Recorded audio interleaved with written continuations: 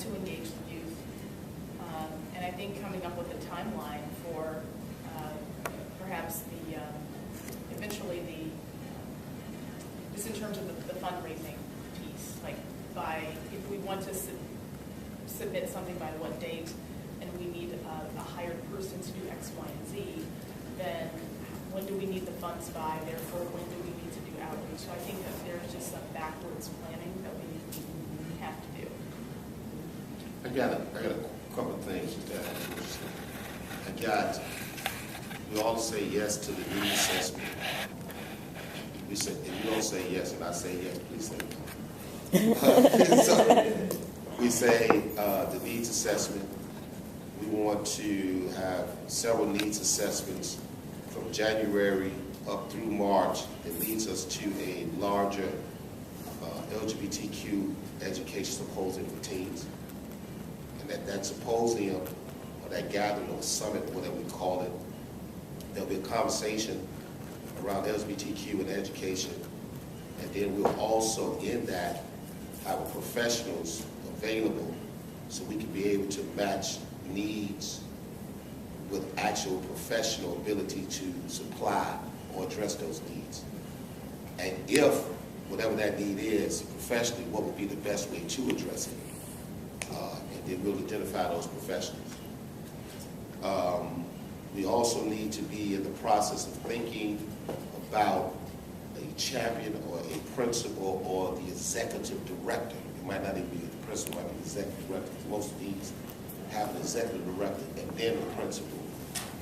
Whatever that title is, a person who can carry this torch so they can give us the framework of how the school runs and what the intricacies of the schools and how that needs to match the population that we're seeking. So we need to have a conversation about that. We're going to seek from the kids the school design and things of that nature. I can put my reading glasses back on. Don't you two say nothing. We want to get a conversation about from the larger community as relates to what has historically and previously on the conversation about LGBTQ sensitivity, diversity, and training within the current CPS situation, and how, if any, or if indeed, what's the impact that these efforts would have on that. So basically, almost be like almost an impact type study. You say, hey, if we do this, what is this going to divert from? Not just on paper, but in mentality. Or do they think if they do this, they solved the whole education and LGBTQ question? So we need to have that impact into that. We totally scratched out the possibility of a fall 2017. Yeah. Yay? Yeah, definitely agree. We can optimistically say possibly 2018. So that gives us about 2 years out. We're going to set up. I sent out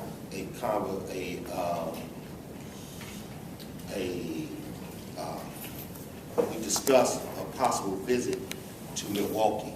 To the Milwaukee. Well, you don't have to go that far either. At Broadway Youth Center, we have a GED program and an education program there. So if you just want to come and meet our education person there and see the model that we use, that would be great too. Yeah. So we'll do that, and then fundraising efforts. Also, I have on our list. And so, in saying all of those as the collective of things that we're going to walk away with, let me show you. All right. And was there anything else? I'm curious what your role. I mean, so this is all your baby, and I know I've been at meetings at Prologue, but I don't understand that mechanism and what your expectations are. That would be really helpful because somebody needs to lead this even in this phase to get the money to hire the person. So the structure to me, I thought was more in place by now when I walked in the room because I'd been to that meeting at Prologue 3 or 4 years ago. So since it isn't, it would be great to know what you think on that. I don't know. So back to, there are multiple powers to be, dialogues and conversations that I have no problem leading, giving the charge, and directing resources to this joint effort. And from that perspective, that is my vision of it, was to create a group of like-minded individuals, so diverse that we can become one, and it's just not a one person's mission. And in no kind of capacity was I ever going to be the forefront or the spokesman or the caveat for the whole entire LGBTQ community. It would be a great disadvantage to you all and an insult to you all at the same time for me to even take on that persona. But I do know that through this walk, there's going to be some people on the other side that's going to need, let's say, gentle persuasion. Yeah. And gentlemanly conversations for them to see clearly now. And a lot of those people may fall on the faith-based side. Yeah. Is that good enough to say that? Yeah. And so just the opening prayer I gave in some circles would have just made some folks get up and walk out. So when we talk about inclusivity, I take ownership for that to make sure that whenever we at this table, there will be inclusivity and there will be a conversation of all those in the room, whether they've been in past opposition or future opposition or right now collaboration. So I like the way it's flowing. I like it to be steam. I like the steam going. Like I said, I want to be well thought out to the point. I have never, and I'll publicly say this, I have never been a person who everything that we've done from our organizational standpoint is because we fought for it. We literally fought for it. And then after we fought for it, they said, okay, who can do it? And I said, hey, I'm glad you asked the question, because I like to start fires that I already got the water to. And this is a fight that fell in my lap. And it's a fire that fell in my lap. I just didn't have no water, so that's why I started calling all y'all. And so now that we all here, hey, this is a thing that, hey, this is a fight that we can win, we gonna win. And it's gonna have some great historical moments to it, and I think it's something that generations to come can be proud of, and that's why I want to set it up. I want us to set it up in that manner, that it serves its due diligence and brings some equality to education, and brings some great minds into it. And I see this process doing it. I'm a firm believer in kid and children, whatever person involved in it. It's just like we have senior programs that don't have any seniors in the room. I did ex-offender programs, and there was not an ex-offender in the whole room. And so you don't even know how it feel to be locked up, but we're going to tell you who. And so I'm way excited about the whole engagement of the kids, because they will be up front. And at the same time, I think we're teaching them and equipping them to be their own voices in this day and age where you just can't sit back and expect somebody to take up your cause. You need to be able to take up your own cause and speak intelligently to it. And we're training up a generation, and that's what the school in Milwaukee is training their people to be. And I think that's the voice. And I say, and so I'm an advocate for the voice, and not just our voices, but the voices of the young to rise up, because most social movements and social change came through the young people. Tiananmen Square, civil rights movement. We get older. I'm just speaking to me. I cut off my hair so you can't see my gray. We get older and we get agendas. But they're fighting, and if we teach them the fight, I think my stay in Inglewood, this might be the greatest accomplishment. It will be the greatest accomplishment of the 5 months that we stayed in that house in Inglewood. And we went to that house in Inglewood for drugs and gangs. And we came out of that house in Inglewood with a school and the whole system changed as they listened to education. I think that's miraculous in itself. And so that's my driving force. That my work wasn't in vain, and that I spent in sleeping on the floor in the house in Inglewood is a major accomplishment. And just to let y'all know, I didn't make the cut to CNN. I was supposed to be on the CNN special. You on the special now? Yeah. CNN was actually living in the house with me, but I guess I brought up too many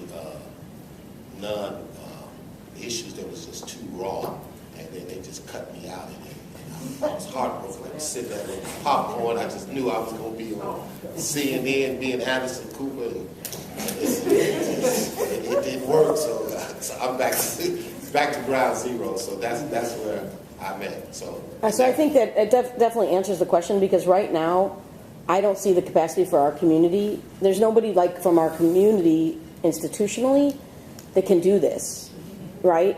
Yeah. There are many people that could do it, but the community right now does not have one institution where this would be their mission. Yeah. So maybe out of all these focus groups that will happen, but then knowing that that's your position, we need to understand that going in, because their main, even if the youth want it, if the community can't sustain it, yeah, even to your point, that's not what you work. said, some of the work that you were saying that may need funding, it might need funding because of that, that community. But when we bring that to the larger community, we might very well get an agency or some person who has that expertise to say, hey, I want to be a part of this, and I'll do that. And that's my hope and desire, because we got multiple people, especially, especially data-wise and all of those things.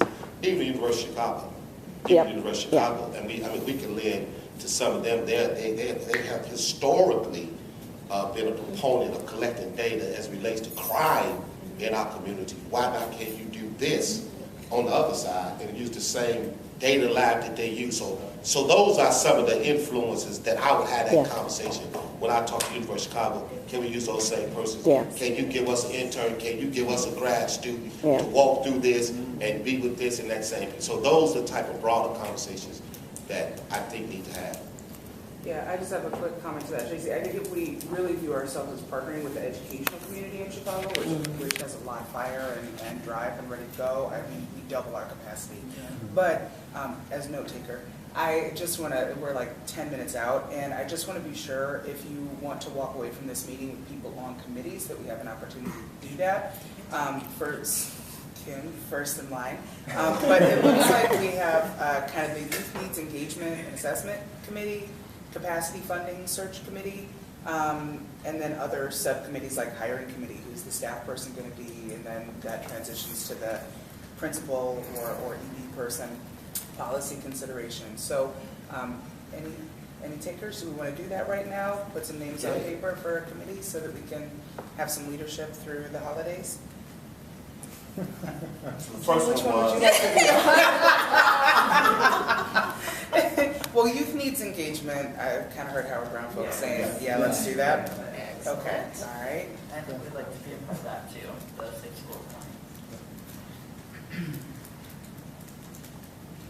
And if you want input from a high school that has an existing Gay Students Alliance and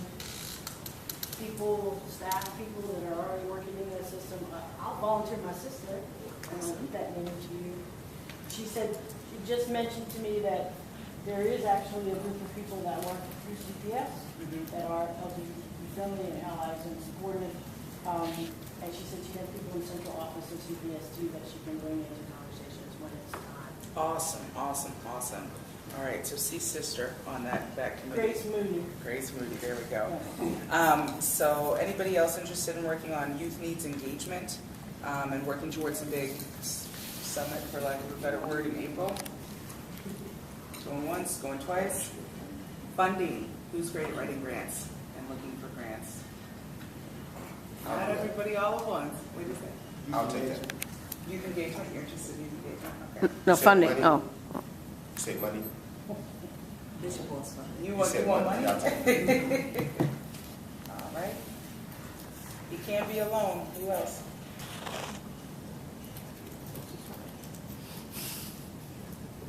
I work with Okay, thank you. Sharon Lacker. All right. Nobody else from this side of the room? No? All right. I won't put anybody on blast. All right. Policy and hiring.